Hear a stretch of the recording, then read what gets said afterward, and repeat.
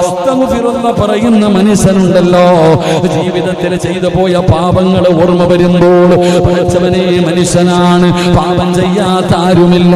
ഇബ്ലീസ് നമ്മളെ ചതിക്കാൻ നടക്കുകയാണ്. സാഹചര്യം നമ്മളെ പാപങ്ങളിലേക്ക് എത്തിക്കുമല്ലോ. നമ്മുടെ ശരീരത്തിന്റെ ഇച്ഛകൾ, നമ്മുടെ നഫ്സ് നമ്മളെ ചതിക്കുമല്ലോ. അങ്ങനെ ജീവിതത്തിൽ പാപം ചെയ്തവര് അവര് തൗബ ചെയ്താൽ, അവർ അസ്തഗ്ഫിറുല്ലാഹ് പറഞ്ഞാൽ അല്ലാഹു സുബ്ഹാനഹു വ തആല അവരുടെ ഉപജീവനത്തിൽ ബർക്കത്ത് ചെയ്യുമെന്ന് അല്ലാഹുവിന്റെ വിശുദ്ധ ഖുർആൻ.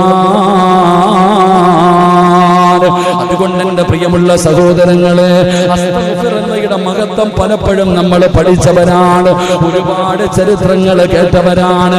മഹാനായ ഇമാം ഇബ്നു കസീർ റളിയല്ലാഹു തആല അൻഹു മഹാനവറുകൾ പറയുകയാണ്, പഠിച്ചവനെ അതാ അസ്തഗ്ഫിറുല്ലാഹ് പറഞ്ഞു കഴിഞ്ഞാൽ നമ്മുടെ ജീവിതത്തിൽ, നമ്മുടെ കച്ചവടത്തിൽ, നമ്മുടെ സമ്പത്തിൽ, നമ്മുടെ ഭക്ഷണത്തിൽ അല്ലാഹു അഭിവൃദ്ധി നൽകണമെങ്കിൽ അസ്തഗ്ഫിറുല്ലാഹ് പറയുന്നതിലൂടെ അല്ലാഹു അഭിവൃദ്ധി നൽകുമെന്ന് നബി മുഹമ്മദ് മുസ്തഫ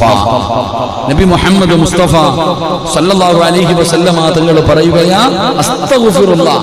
അസ്തഗ്ഫിറുല്ലാഹ് നിസാരമായി നമ്മളിങ്ങനെ പറഞ്ഞ് തള്ളിക്കളയുന്ന ഈ അസ്തഗ്ഫിറുല്ലാഹ് പറയുന്നതിലൂടെ നിങ്ങളുടെ കച്ചവടത്തിൽ ബർക്കത്ത് ഉണ്ടാകും. അല്ലാഹു നമുക്ക് ഈമാൻ